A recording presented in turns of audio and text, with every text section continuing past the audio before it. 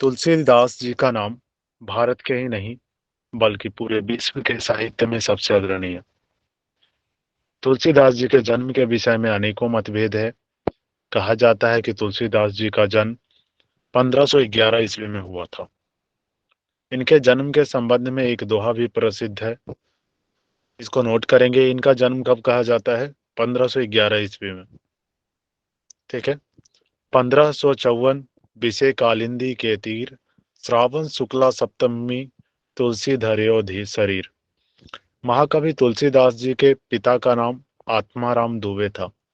इसको नोट कर लें। उनके पिता का नाम आत्माराम दुबे था। माता जी का नाम तुलसी देवी था। इनके पिताजी का नाम आत्माराम दुबे और माता जी का नाम तुलसी देवी। तुलसी जी पराशर वंशावली कुल के एक सार रूपेण ब्राह्मण थे। इनका वंश कौन सा था? पराशर वंशावली। ठीक है।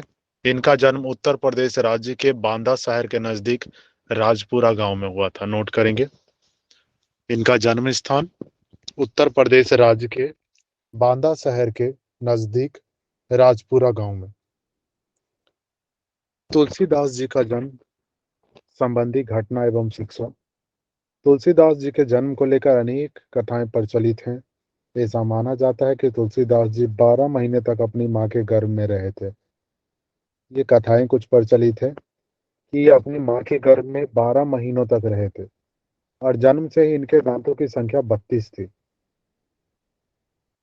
जन्म के समय तुलसीदास जी अन्य नवजात बच्चों की तरह रोए भी नहीं थे। ये कुछ बातें इनको अन्य अथवा सामान्य बच्चों से अलग करती है।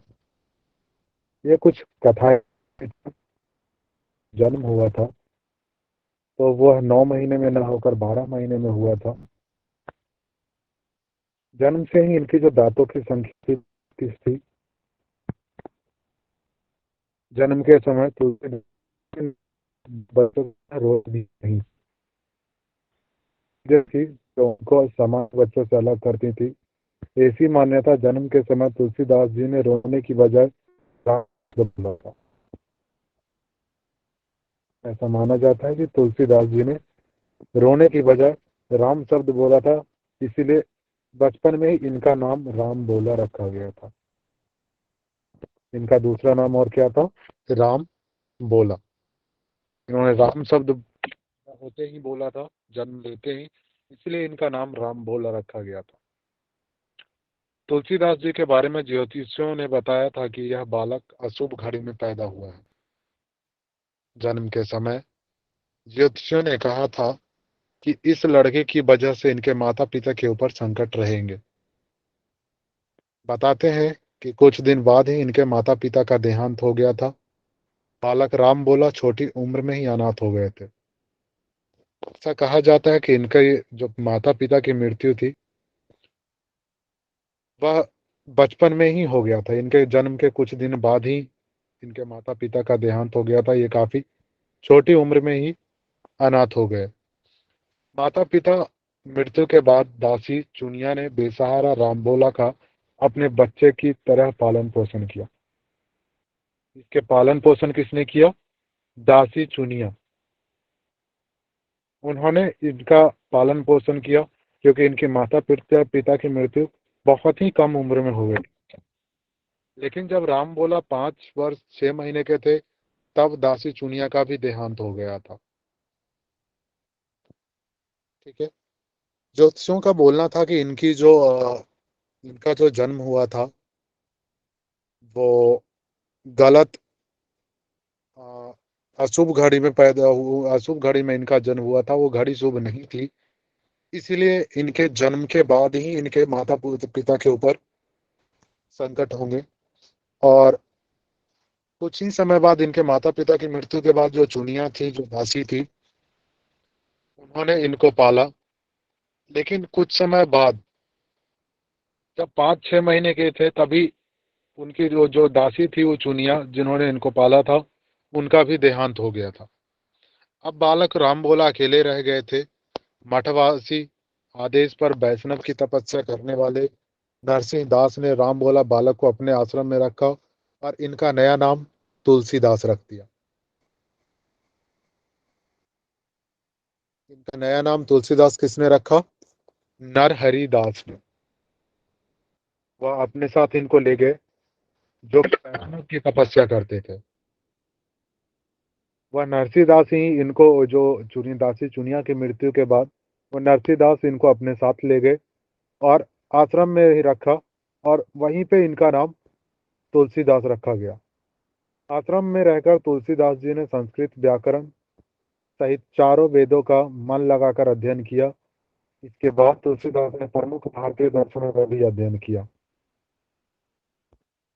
तुलसीदास जी ने गुरु शिष्य से वाराणसी उनके सानिध्य में रहकर हिंदी साहित्य का ज्ञान प्राप्त किया। तुलसीदास जी ने किससे? गुरु शिष्य से। ये वाराणसी में ये रहे और वाराणसी में ही इन्होंने गुरु शिष्य के सानिध्य में रहकर हिंदी साहित्य का ज्ञान प्राप्त किया। उनके गुरु कौन थे? गुरु शिष्य। गुरु शिष्य भी साहित्य और शास्त्रों में निपुण विद्वान थे। 16 वर्ष तक शिक्षा ग्रहण करने के बाद तुलसीदास जी वापस अपने गांव राजपुरा लौट आए। तुलसीदास जी का विवाह संस्कार। तुलसीदास जी ने जो ज्ञान गुरु शिष्य से प्राप्त किया था, अब उस ज्ञान को तुलसीदास जी ने कथाओं और दोहों के माध्यम से घूम घूम कर लोगों तक पहुंचाने का काम किया। एक बार तुलसीदास जी एक कथा सुना रहे थे। उसी समय पंडित दीनबंधु पाठक इन्हें निहार रहे थे। दीनबंधु पाठक तुलसीदास जी की मंत्रमुग्ध अवस्था को देखकर इतने प्रभावित हुए कि उसी समय अपनी पुत्री रत्नावली के विवाह का प्रस्ताव इनके सामने रख दिया। तुलसीदास जी ने यह प्रस्ताव स्वीकार कर लिया। इसके बाद तुलसीदास जी का विवाह रत्नावली से हो गया था। इनकी पत्नी का नाम क्या था? रत्नावली। और रत्नावली किनकी पुत्री थी? दीनबंधु पाठक। पंडित दीनबंधु पाठक, इसको नोट करेंगे। इनकी पत्नी का नाम रत्नावली, जो कि दीनबंधु पाठक की पुत्री थी। तुलसीदास जी की अपनी पत्नी की सुंदरता और बुद्धिमत्ता से विशेष प्रभावित थे। तुलसीदास जी अपनी प्राणों से प्यारी अर्धांगिनी से एक पल भी दूर नहीं जाना चाहते थे। ठीक है, जो राग की जो भावना होती है, जो आसक्ति, इनको अपनी पत्नी से इतनी ज्यादा आसक्ति थी कि उनके बिना ये एक पल भी नहीं रह सकते थे। और यही आसक्ति ने आगे चलकर इनको वह ज्ञान के लिए, उस वैराग्य के लिए अग्रसित किया। ठीक है, अभी हम देखते हैं तुलसीदास जी एवं रत्नावली की लोक प्रचलित कहावत। तुलसीदास जी की शादी के बाद अपनी प्राण प्यारी पत्नी के मोह में कुछ ज्यादा ही मोहित हो रहे थे। वह उनसे एक क्षण भी दूर नहीं रहना चाहते थे। एक बार तुलसीदास जी की पत्नी मायके चली जाती है। पत्नी के मायके चले जाने पर तुलसीदास जी एक दिन का भी इंतजार नहीं कर सके और पूरी तरह से विचलित हो गए। तुलसीदास जी के मन में पत्नी से मिलने की इच्छा इतनी तीव्र हो उठी कि साय होते ही तुलसीदास जी घर से निकल पड़े। अंधेरी रात में ही नदी पार करके अपने ससुराल पहुंच गए। इतनी अंधेरी रात में तुलसीदास जी को देखकर पत्नी रत्नावली क्रोधित हो गई और तुलसीदास जी से कहा कि आप इतनी रात को यहाँ कैसे पहुंचे? क्या आप दिन होने का इंतजार नहीं कर सकते थे? तुलसीदास जी ने कहा कि मैं एक पल भी आपसे दूर नहीं रह सकता हूँ। इस बात को सुनकर रत्नावली को बहुत आश्चर्य हुआ और शब्दों के प्रहार से तुलसीदास को डांटने लगी। अंत में रत्नावली ने एक श्लोक कहा जिसे सुनकर तुलसीदास जी की आंखें खुल गई। अस्थि चर्म में देह यह तो सो ऐसी प्रीति, नेकी होती सो जो राम से, तो कहो भव भीत।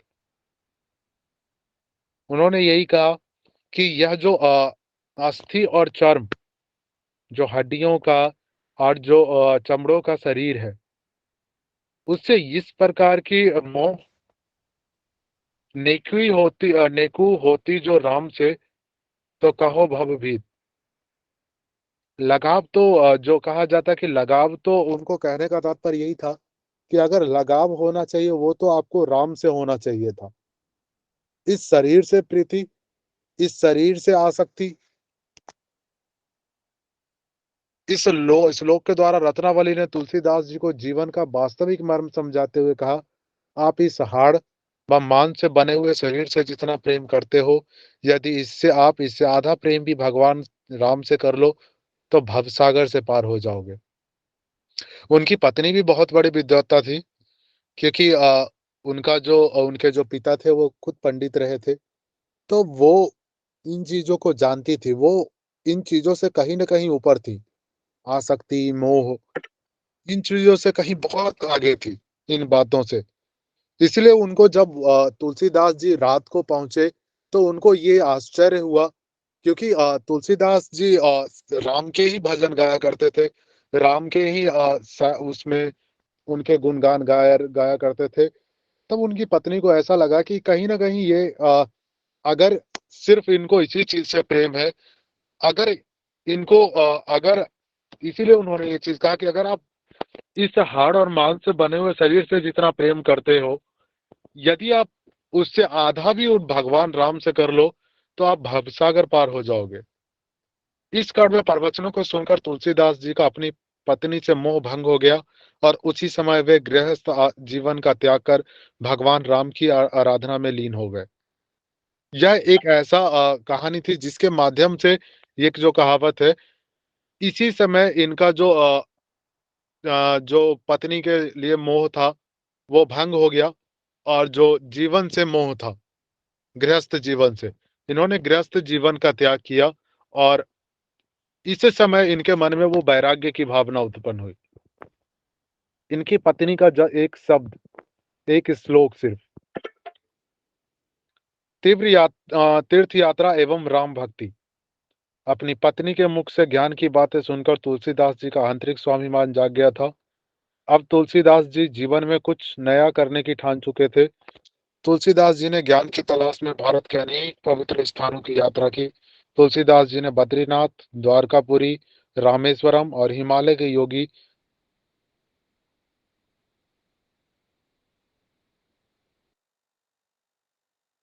अब तुलसीदास जी को राम नाम की लगन लग चुकी थी, जिसके फलस्वरूप इन्होंने चित्रकूट के 80 घाट पर ध्यान मग्न होकर रामचरितमानस नामक महाकाव्य की रचना की थी। इन्होंने ये नोट करेंगे, रामचरितमानस नामक महाकाव्य की रचना इन्होंने कहा कि चित्रकूट के 80 घाट पर।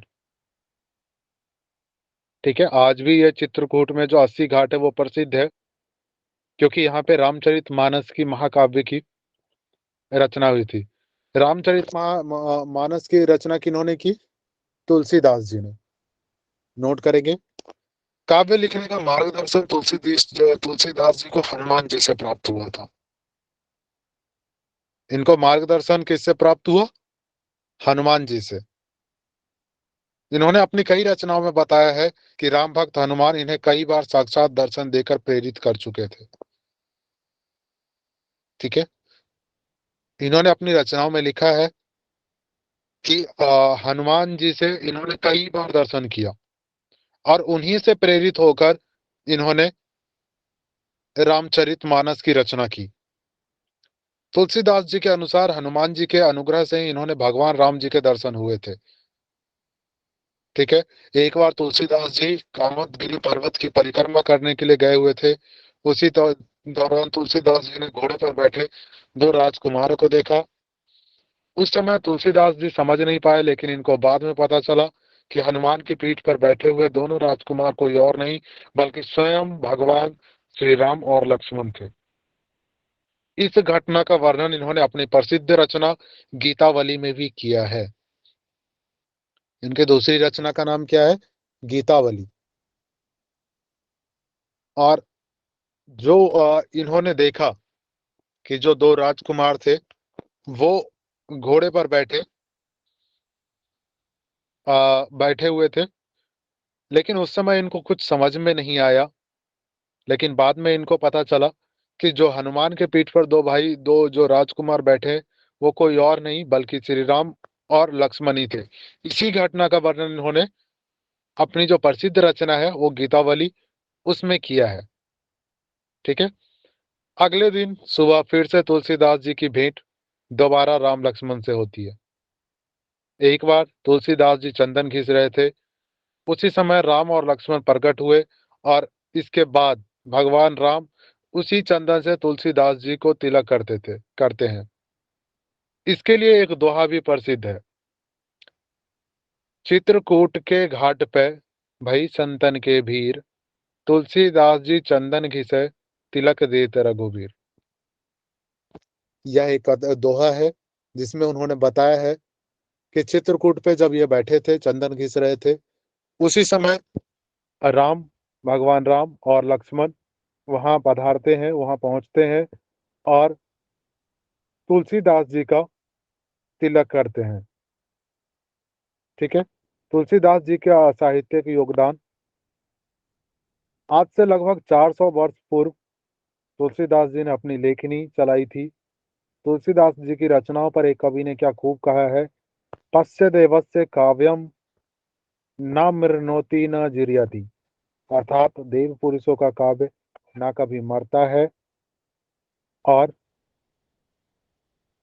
ना ही पुराना होता है। ये जो अब लिखा गया है श्लोक, उसके ऊपर इन्होंने कहा है, जो तुलसीदास जी की रचना है उसके ऊपर एक कवि ने लिखा है कि जो देव पुरुषों की काव्य है, जो वाणी है, वो कभी मरता नहीं है, चाहे वह कितना ही पुराना क्यों ना हो जाए। रामचरितमानस तुलसीदास जी का सबसे लोकप्रिय ग्रंथ है। तुलसीदास जी की 12 रचनाएं प्रसिद्ध है। इनकी कितनी रचनाएं प्रसिद्ध है? 12 रचनाएं। और इनका सबसे जो लोकप्रिय ग्रंथ है वो रामचरित मानस। भाषा के आधार पर इनकी रचनाओं के दो समूह है। अवधी भाषा में इन्होंने जो रचनाएं की हैं, इसको नोट करेंगे।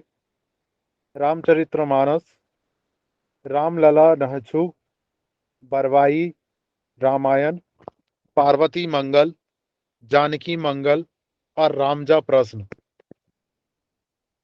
को नोट करते चलेंगे। अवधी भाषा में जो इन्होंने लिखा है, रामचरितमानस, रामलला नहछु, बरवाई रामायण, पार्वती मंगल, जानकी मंगल और रामजा प्रश्न। ब्रज भाषा में इन्होंने जो रचनाएं की हैं, कृष्णा गीतावली, गीतावली, साहित्य रत्न, दोहावली, वैराग्य संदीपिनी और विनय पत्रिका। वैराग्य संदीपिनी और विनय पत्रिका का क्वेश्चन बहुत बार आ चुका है। ठीक है, इसको ध्यान रखेंगे विशेष रूप से। वैराग्य संदीपिनी, विनय पत्रिका, कृष्ण गीतावली, गीतावली, साहित्य रत्न और दोहावली।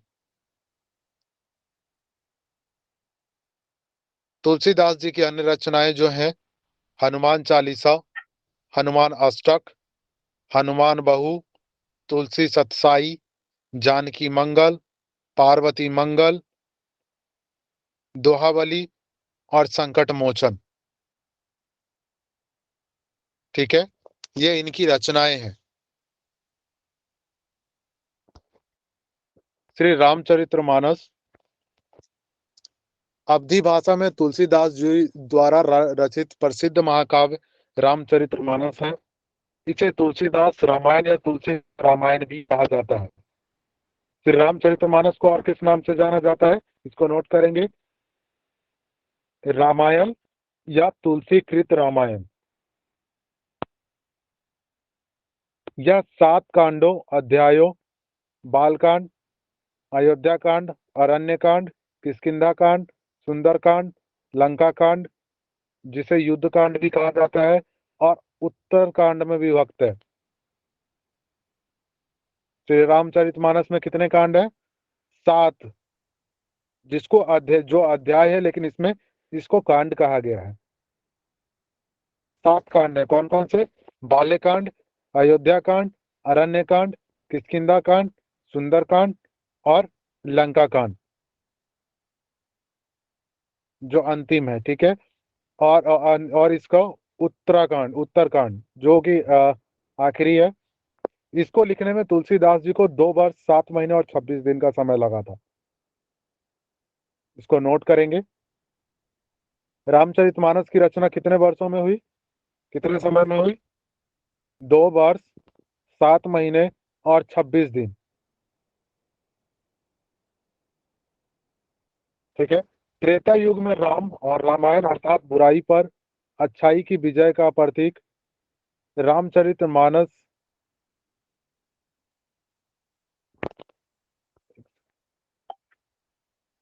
रामचरितमानस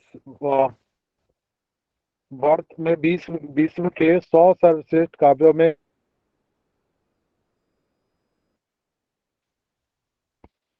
ठीक है, ये 100 श्रेष्ठ काव्यों में कौन से स्थान पर है? 46वें स्थान पर। रामचरितमानस विश्व के 100 सर्वश्रेष्ठ काव्यों में। तुलसीदास जी और उनकी योग साधना। तुलसीदास जी को महर्षि वाल्मीकि का अवतार भी माना जाता है, इसको नोट करेंगे। तुलसीदास जी को और किसका अवतार माना जाता है? महर्षि वाल्मीकि का। हमने शेषनाग के अवतार के बारे में पढ़ा था, किनका था शेषनाग का अवतार? पतंजलि संजय। और शिव का अवतार? गोरक्षनाथ। याद रखें, भूले नहीं। गोरखनाथ जी को शिव का अवतार माना जाता है। ठीक है। अनंतानंद महाराज के प्रिय शिष्य नरहरि बाबा ने ही बालक राम बोला का नाम तुलसीदास जी रखा था। इनका नाम किसने रखा था? तुलसीदास। नरहरि बाबा जो किनके प्रिय शिष्य थे? अनंतानंद महाराज जी का। इन्होंने राम, जो पहले इनको राम बोला बोलते थे, फिर इनका नाम तुलसीदास जी रखा। तुलसीदास जी बचपन से ही बुद्धिमान और आध्यात्मिक प्रवृत्ति के थे। तब जब तुलसीदास जी का यज्ञोपवीत संस्कार हो रहा था, उस समय बिना किसी से सीखे इन्होंने गायत्री मंत्र का उच्चारण करना प्रारंभ कर दिया था, जिसे देखकर वहां उपस्थित सभी लोग आश्चर्यचकित थे। उस समय नरहरि बाबा ने तुलसीदास जी के भक्ति भाव को देखते हुए राम मंत्र की दीक्षा दी थी। राम मंत्र की दीक्षा किन्होंने दी थी? नरहरि बाबा ने। नरहरि बाबा ने तुलसीदास जी को भक्ति योग की प्रेरणा दी थी। भक्ति भाव से योग को सिद्ध करने के लिए तुलसीदास जी लगातार कई घंटों तक ध्यान में बैठते थे। इस दौरान इन्हें जो भी कुछ अनुभव होता था, उसे अपनी रचनाओं के माध्यम से मूर्त रूप दे देते थे। पत्नी के डांटने पर तुलसीदास जी ने जब हिमालय एवं भारत भ्रमण किया था, तब तुलसीदास जी ने साधु संतों के पास रहकर योग साधना का अभ्यास भी किया था। तुलसीदास जी के भक्ति योग में श्रद्धा, समर्पण, प्रेम और विश्वास का अत्यंत गूढ़ समन्वय मिलता है। ठीक है। हमने ये कबीर दास जी का भी देखा, और किनका पढ़ा हमने? सूरदास जी का, जो कि कृष्ण के प्रति था। ठीक है। साथ ही तुलसीदास जी की भक्ति में दास्य भाव भी प्रकट होता है, स्पष्ट भाव से दिखाई देता है। ये तीनों जो भक्ति योग के कवि हैं, भक्ति काल के। गोस्वामी तुलसीदास जी ने तप, संयम, श्रद्धा, विश्वास और प्रेम को भक्ति योग का प्रमुख साधन बताया है। ठीक है। तुलसीदास जी की मृत्यु। तुलसीदास जी काशी के प्रसिद्ध 80 घाट पर रहते थे। उस समय तुलसीदास जी कई वर्षों से बीमार चल रहे थे। एक रात कलयुग मूर्त रूप धारण कर उनको पीड़ा पहुंचाने लगा। उस समय तुलसीदास जी ने हनुमान जी का ध्यान किया। हनुमान जी साक्षात प्रकट हुए और इनको प्रार्थना के पद रचने का संदेश दिया। तुलसीदास जी ने हनुमान जी के संदेश को सहर्ष स्वीकार किया और अपनी अंतिम रचना विनय पत्रिका का लेखन प्रारंभ किया। इन्होंने बताया कि भगवान राम ने स्वयं अपने हस्ताक्षर विनय पत्रिका पर किए थे। ठीक है। संवत 1623 ईस्वी श्रावण कृष्ण तृतीया शनिवार को तुलसीदास जी ने राम नाम का जप करते हुए अपने शरीर को त्याग दिया। इनकी मृत्यु कब हुई? 1623 ईस्वी श्रावण कृष्ण तृतीया शनिवार को। परीक्षा की दृष्टि से देख लेते हैं क्या महत्वपूर्ण है। इनका जन्म 1511 ईस्वी, विक्रम संवत 1568, राजपुरा गांव, बांदा, उत्तर प्रदेश। ठीक है। इनका बचपन का नाम राम बोला। इनके पिता का नाम आत्मा राम दुबे। इनकी माता तुलसी देवी। इनके जो गुरु हुए नरहरि दास, जिनको नरहरि बाबा भी कहते थे। दर्शन वैष्णव। पत्नी रत्नावली देवी। बच्चे जो इनके थे वो तारक, सम्मान, गोस्वामी, अभिनव, वाल्मीकि। कथन इनका जो रहा, सिया राम मैं सब जग जानी, करऊं प्रणाम जोरी जुग पानी। इनका मृत्यु 1623 विक्रम संवत 1680। ठीक है, क्लियर है सभी को? सर वो लास्ट पेज दिखाइए सर। ये लिखना। हाँ 1 मिनट होल्ड कीजिएगा सर, जी ये गायत्री परिवार के अकॉर्डिंग इसमें जो श्री राम शर्मा आचार्य जी है ना, जी। इनके पुनर्जन्म ही बताए हुए हैं कि पहले ये रामकृष्ण परमहंस थे लास्ट जन्म, और उसके पहले तुलसीदास जी थे ये, ऐसा बताया गया। पर हाँ, देखिए अलग अलग ग्रंथों में आपको कुछ चीजें अलग मिलेंगी, ठीक है ना। पर यहाँ जो है हमें जो परीक्षा के हिसाब से जो महत्वपूर्ण है, ठीक जी। है ना, हाँ। जो नेट मानता है यस। वो आपको महर्षि वाल्मीकि मानना होगा। जी जी। ठीक है। हाँ। चीजें अलग है लेकिन हमें किस हिसाब से पढ़ना है, नेट के हिसाब से, है ना। जी अगर जी। वहां ऑप्शन मिला और हमने लगा दिया तो बाद में हम रेफरेंस नहीं दे सकते हैं, बिल्कुल बिल्कुल। और वो रेफरेंस की मान्यता नहीं होगी। हम्म। क्लियर है? हाँ जी, ये जनरल बता रही मैं आपको। हाँ बिल्कुल होगा, बिल्कुल आपने पढ़ा है, बिल्कुल होगा। ठीक है। और सब में राम राम भी आया इनका नाम। हाँ ठीक है। ओके, थैंक क्योंकि अलग अलग देखिए हम लोग हर कोई अलग अलग ग्रंथ पढ़ते हैं, तो अलग अलग ग्रंथों में हमें अलग अलग चीजें देखने पढ़ने को मिलती है यू। ना। जी बिल्कुल। एक ही चीज के बारे में अगर हम 10 ग्रंथ पढ़ेंगे तो 10 में उनकी चीजें कुछ ना कुछ अलग होंगी। जी बिल्कुल। एक ना एक वर्ड हमें अलग से मिल ही जाता हम्म। है ना।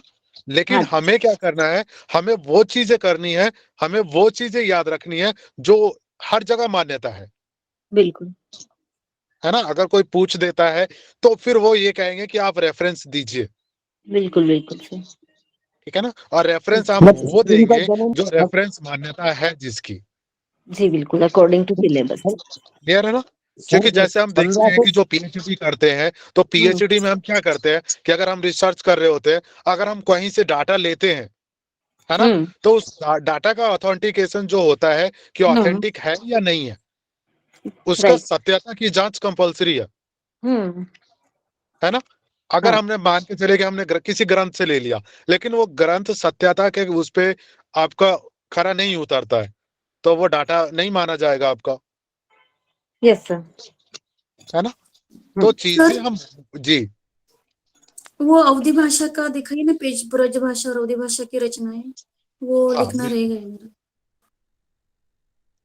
ये लिख लीजिए। तो इसीलिए चीजें है ना कि हम जी गोविंद गोविंद भवन कार्यालय गीता प्रेस गोरखपुर की बुक में सर, जी इसमें इनका जन्म जो है ना सर 1500 जी संमत 1554 दिया है। 1554। मैं जी सर। वही चीजें कह रहा हूं कि देखिए स्टार्टिंग में इनका क्या है, मैंने ये चीज पहले भी बताया कि जो योगी भक्ति काल के हैं ये तुलसीदास कबीरदास, इनके मत में जो जन्म काल है ना, जन्म काल में आपको भिन्नता दिखेगी। क्लियर है ना। जी सर। जन्म काल में भिन्नता दिखेगी क्योंकि कई विद्वानों ने अपने अपने हिसाब से उसको बताया है। जी सर। यहाँ भी मैंने आपको देखिए जितने भी मैं करवा रहा हूं परिचय, उसमें मैं स्टार्टिंग में सब में लिखा हुआ है ये कि मतभेद अभी भी है। है ना। जी सर। जितने भी इतिहासकार हैं, जितने भी जो आपके वो हुए हैं, जो जिन्होंने साहित्य की रचना की है, साहित्यकार हुए हैं, उनके बीच में अभी भी ये मतभेद है। आप 4 साहित्यकार की रचना उठाकर अगर पढ़ेंगे ना, तो चारों में आपको इनका जन्म काल अलग मिलेगा। क्लियर है। जी सर। जी सर। लेकिन हमें वो मान्यता देनी है कि जो हमें नेट कहता है। क्लियर है ना। ये चीजें जी हम उस बेस पे पढ़ रहे हैं जिसमें अन्य, ये जो मैं आपको जीवन परिचय पढ़ा रहा हूं ना, ये ऐसे ये जीवन उस बेस पे पढ़ा रहा हूं जिसमें पहले भी कई एग्जाम में या तो नेट के पेपर में ये क्वेश्चन आए हुए हैं।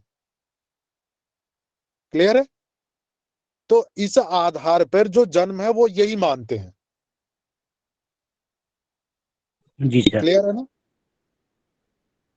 क्योंकि आप कुछ और लगाएंगे ना, तो वो उसको मान्यता नहीं देंगे। ठीक है ना। जी सर। जैसे हमने कई सर जगह। जी सर इनका आपने बोला कि प्रसिद्ध रचना गीतावली है, जी। फिर ये रामचरितमानस कौन से इसमें आएगा सर? गीता इसमें प्रसिद्ध रचना नहीं आएगी ना सर ये? प्रसिद्ध रचना इनकी रामचरित, ये सुप्रसिद्ध लोकप्रिय ग्रंथ है इनका। अच्छा, ओके। ठीक है। जो कि विश्व में 40वें नंबर पे है, विश्व में। और अगर क्वेश्चन पूछा जाए कि प्रसिद्ध रचना तुलसीदास की आप कौन सी है, रामचरितमानस लिखेंगे। ओके। रामचरितमानस और गीतावली दोनों ऑप्शन में नहीं होगा, लिख के ले लीजिए। ठीक है। और अगर दोनों हो भी गया तो आप रामचरितमानस को लगाएंगे। ठीक है सर। क्लियर है। जैसे सर हमने इनको हाटूकर जी की। रामानंद भी मिलते थे ना गुरु, जी। तो उनके बारे में तो इसमें जिक्र नहीं किया गया है, रामानंद जी के बारे में। इनका जो मेनली जिक्र किया गया है ना, वो आपका नरहरि बाबा का ही किया गया है, नरहरिदास। तो ठीक है। लेकिन सर ये कहा जाता है ना कि वो जो पूरा साहित्य पढ़ाए थे वो रामानंद जी के पास नरहरिदास लेकर गए थे तुलसीदास को, कहीं हमने भी ऐसा ही कुछ पढ़ा था। हाँ बिल्कुल बिल्कुल तो बिल्कुल, ये चीज मैंने पढ़ा है, पर इसमें कहीं जिक्र नहीं है। ठीक है। अगर जैसे गुरु का जब नाम आता है ना, तो नरहरिदास जी का। ठीक है ना। अगर इनके गुरु के बारे में पूछा जाता है तो नरहरिदास जी को ही गुरु माना जाता है। ठीक जी है। सर। सर आपने तो अगर शेष्या कहीं बताया ना गुरु, जी। शेष्या या नरहरिदास? नहीं, सेज से स्टार्टिंग में थे। ठीक है। हाँ। सेज से आपके स्टार्टिंग में थे, लेकिन जो मेन शिक्षा दीक्षा इनकी हुई है ना, वो नरहरि बाबा के उसमें हुई है।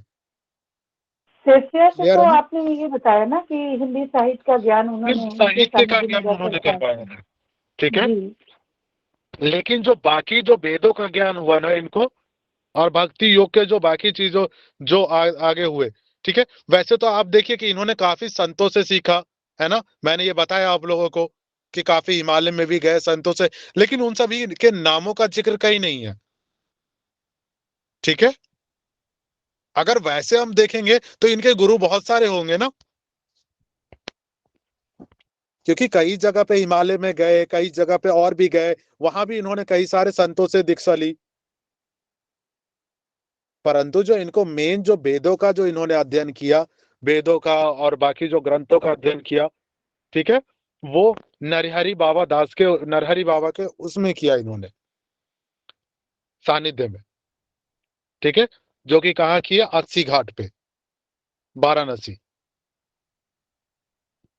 ठीक है। उनका पूरा जीवन 80 घाट पे ही रहा,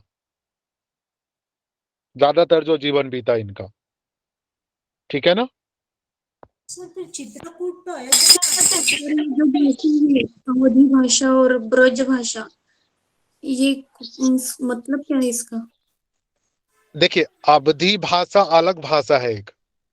आज भी आपको अवधी भाषा देखने को मिलता है ना। आप अयोध्या जाएं,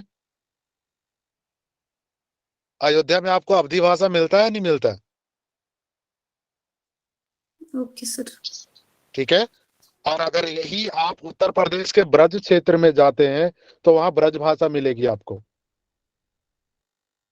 ये दो भाषाएं हैं जो प्रचलित थी उस समय में, ठीक है ना।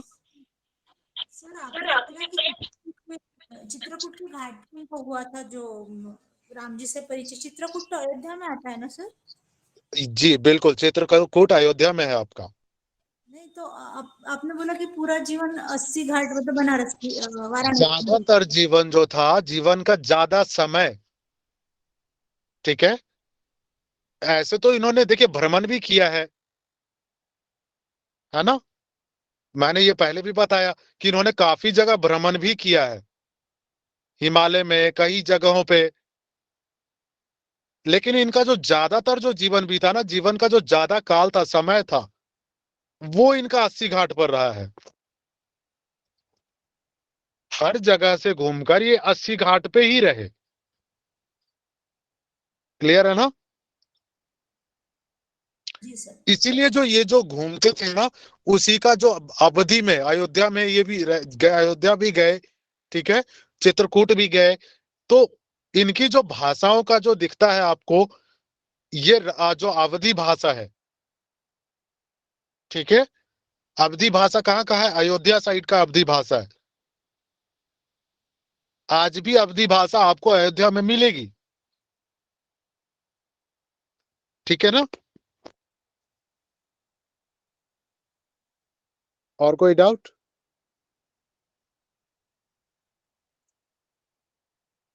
सर ये 80 जी 80 घाट जो है ना, चित्रकूट में भी है क्या?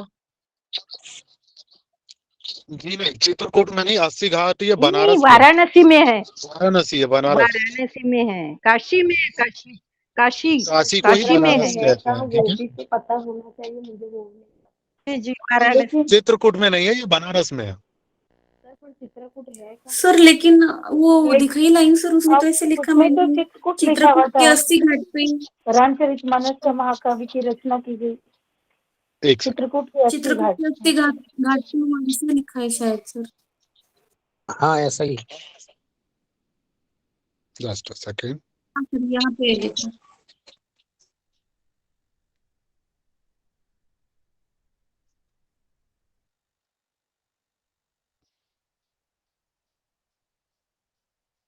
चित्रकूट में कहाँ है 80 घाट? ये मैंने तो पैराग्राफ कभी में नहीं देखा बाबा। ये लिखा चित्रकूट है के 80 देखो, ये तुलसीदास जी का राम नाम की लगन रुकी थी, इसके फलस्वरूप उन्होंने चित्रकूट के 80 घाट पर ध्यान मग्न होकर रामचरितमानस महाकाव्य रचना की। चित्रकूट, चित्रकूट वैसे वाराणसी में है। 80 घाट आपका आगे इसका कहीं जिक्र है क्या? एक मिनट। में तो सर है ऊपर में, और आप नीचे लेकर जाए, इसी में फर्स्ट लाइन में लिखा हुआ है। ये लिखा हुआ है चित्रकूट, इसके अलावा कहीं और हाँ, चित्र? इन्होंने लिखा हुआ है सर कि इन्होंने चित्रकूट के 80 घाट पर ध्यान होकर रामचरितमानस का महाकाव्य लिखा। ये सेकंड लाइन में लिखा हुआ है सर। हाँ हाँ बिल्कुल, एक सेकंड। ये चित्रकूट का ही होगा। उसका रीजन पता है क्या चित्रकूट का? क्योंकि सर जो वो श्लोक में भी तो जो देखिए भेंट लिखा हुई हुआ है है ना ना, कि चित्रकूट के घाट पर वो संतन के वीर, वो चित्रकूट का वर्णन किया गया है। बिल्कुल। और इनकी जो भेंट भी हुई है ना, वो कहाँ हुई है? चित्रकूट के 80 घाट पे ही, जो राम से भेंट हुई है। तो जो इसलिए बोले 80, सर मृत्यु जो देखिए क्यों। जी एक सेकंड, मृत्यु ना,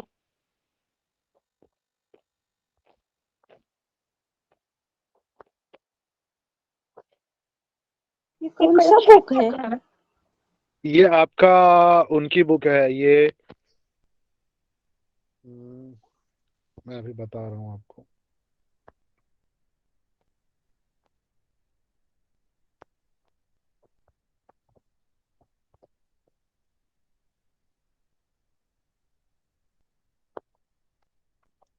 देखिए यहाँ पे जो है ना, काशी के प्रसिद्ध 80 घाट पे, ठीक है। वो मिस प्रिंटिंग हो सकती है, जो मेन होगा ना, ये काशी ही होगा, ठीक है। जो 80 घाट है वो काशी में ही है। सर फिर रचना का पूछना तो क्या इनकी 80 आंसर होगा? इनकी 80 घाट, इनकी जो रचना होगी ना वो 80 घाट पे ही होगी आपकी।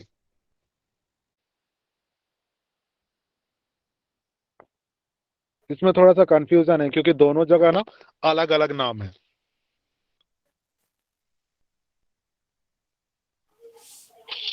ठीक है, किन्हीं को जी कुछ सर। कंफर्म है इसके बारे में? सर लेकिन नेट पर भी चित्रकूट ही दिखा रहा है, नेट पर चित्रकूट गूगल दिखा पर रहा है सर्च ना? करेंगे ना हाँ, तो चित्रकूट ही लिखा हुआ है। और एक बार उस चित्र में मुझे भी चित्रकूट लग रहा है क्योंकि उसका रीजन क्या है कि इनकी जो राम से भेंट हुई थी वो चित्रकूट में ही हुई है। जो बताया गया है ना कि इनकी जो राम लक्ष्मण से भेंट हुई थी वो चित्रकूट के 80 घाट पे ही हुई थी। ठीक है, और जो घटना है जो हमने लेकिन पढ़ा। मृत्यु दिखा रहा है वाराणसी और जन्म के समय में वो चित्रकूट के बारे में व्याख्या की गई है, सर लेकिन मृत्यु के चित्रकूट समय सर जी चित्रकूट जो है ना, चित्रकूट में राम घाट है सर, वहां पे राम घाट है। और जी, काशी में 80 घाट हो सकता है सर। ओके, हाँ, इसको हम लोग ना एक बार कंफर्म कर लेंगे, है ना? जी सर। मैं सर से भी एक बार कौशल सर से बात कर लूंगा, ठीक है, अगर उनको ये चीज पता हो तो। ठीक है ना? जी सर। प्रिंटिंग मिस्टेक भी हो सकती है, हाँ, मैं यही, मिस्टेक लेकिन भी ये हो भी हो सकती सकता है है। कि दोनों जगह हो। ये भी हो सकता है कि दोनों जगह 80 घाट हो, है ना?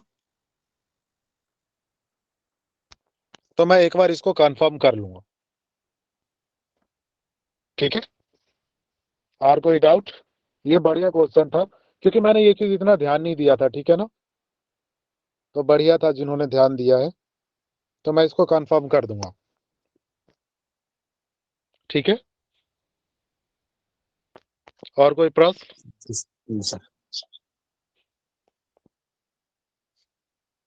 बाकी सब क्लियर है ना सभी को? सर स्टार्टिंग का जी सर। जो पैराग्राफ है वो दिखाइए ना मुझे। स्टार्टिंग के पैराग्राफ आपको देखना है। हाँ। सर एक बार और रामानंद जी का भी क्लियर कर लीजिएगा। हाँ, रामानंद कि जी तो का? पुस्तक जी सर, ठीक क्योंकि है, मैं मुझे जहाँ रामानंद तक जी का। जानकारी थी कि वो नरहरिदास वहां लेकर गए थे, तभी वो आगे कहीं पढ़ाई लिखाई की है। अच्छा, ठीक है, तो अगर जैसे हम लोग पढ़ते हैं कि इनके गुरु का नाम तो रामानंद जी का आता है, कहीं पे देखा आपने? सर इस आपकी पुस्तक में नहीं है जो आपने अभी पढ़ाया ना।